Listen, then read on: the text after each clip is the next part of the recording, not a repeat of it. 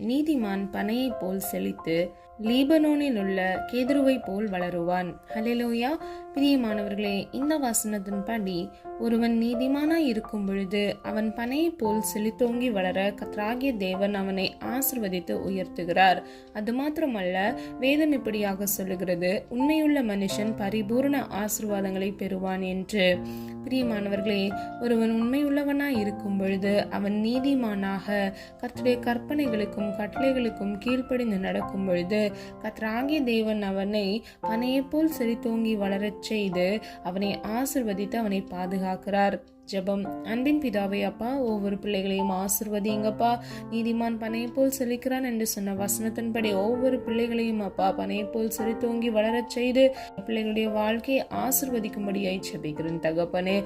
நீர் அப்படியே செய்கிற கிருபைகளுக்காக நன்றி செலுத்துகிறேன். இயேசுவின் மூலம் ஜெபிக்கிறோம் பிதாவே. ஆமேன்.